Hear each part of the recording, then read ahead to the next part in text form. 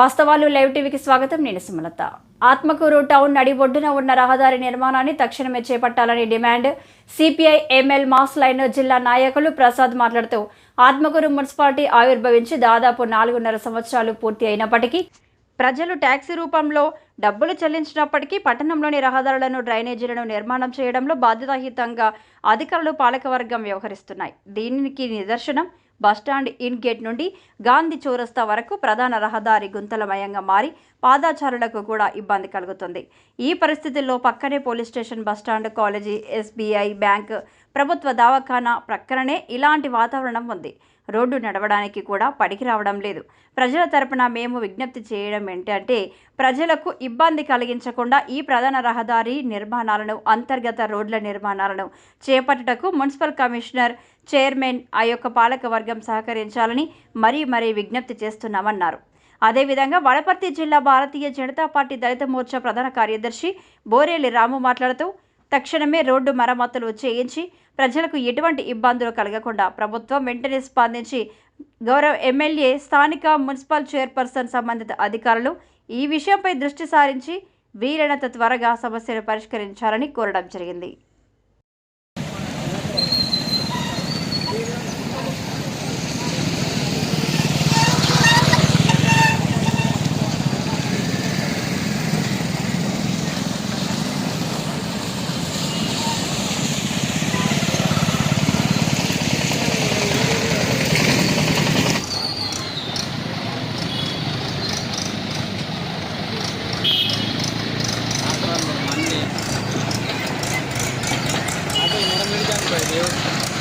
ఏమన్నా కానీ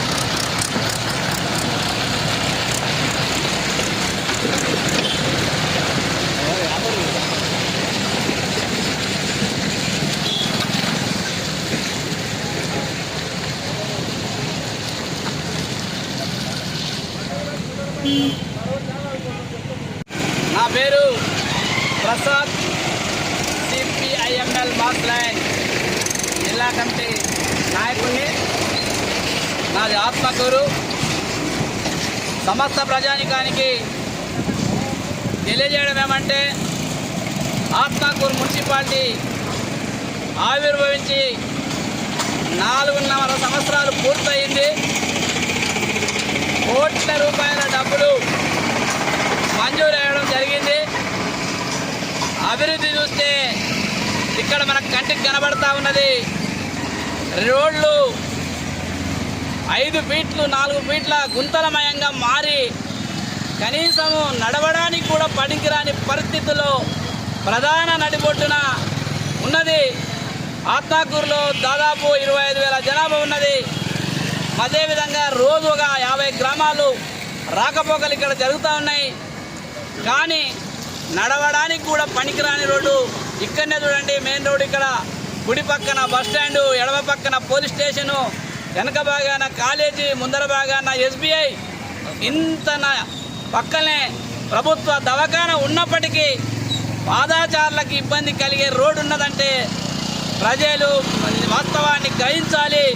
ఇక్కడ ఉన్నటువంటి పాలక వర్గం, మరి మున్సిపల్ కమిషనర్ గారు మరి కళ్ళు ఉన్నవా లేదంటే ఇక్కడ ఉన్నటువంటి అధికార యంత్రాంగానికి కళ్ళు ఉన్నాయా లేదనేది మేము గుర్తు చేస్తూ ఉన్నాం. నిజంగా చాలా ఇబ్బంది అవుతున్నది రోడ్ల సమస్య. ఇక్కడనే కాదు, అక్కడి నుంచి మన కాలేజీ, బస్టాండ్, ఇన్ గేట్ నుంచి మొదలుకుంటే దాదాపు చౌరస్తా వరకు ఇదే పరిస్థితి ఉన్నది. మందంతా ఇబ్బంది పడుతున్నాడు. మరి మేము డిమాండ్ చేస్తూ ఉన్నాం, తక్షణమే ఈ రోడ్డును బాగా చేయాలి, ప్రజలకు అందుబాటు తీసుకొచ్చేటట్టు ఈ రోడ్డు రహదారులను మంచిగా చేయాలని మేము డిమాండ్ చేస్తూ ఉన్నాం. రాము, బీజేపీ ఎస్సీ మోర్చా వనపర్తి జిల్లా జనరల్ సెక్రటరీగా పనిచేస్తున్నా. వచ్చేసి ఏంటంటే గత పాలకులు ఏంటంటే మళ్ళా రోడ్డు అస్తవ్యస్తంగా మారడం జరిగింది. రోడ్డు ఏంటంటే పల్లెటూరు గ్రామాల నుంచి కూడా వచ్చే వాళ్ళకు కూడా ఇబ్బందికరంగా ఉంది. దాదాపుగా పోలీస్ స్టేషన్ కానీ, కాలేజీలు కానీ, బస్టాండ్లు కానీ అన్నీ దగ్గర ఉన్నా కూడా రోడ్డు మాత్రం చాలా దరిద్రంగా మారింది. దీనికి కారణంగా ప్రజలందరూ కూడా బస్టాండ్లకి వెళ్ళే పరిస్థితి ఏర్పడుతుంది. ఈ గ్రామానికి, ఆత్మకూరు మండలానికి రావాలంటే కూడా చాలా ఇబ్బంది పడుతున్నారు. అధికారులు, మున్సిపాలిటీ యంత్రాంగం స్పందించి రోడ్డు వేయాలని చెప్పి కోరుతున్నాం.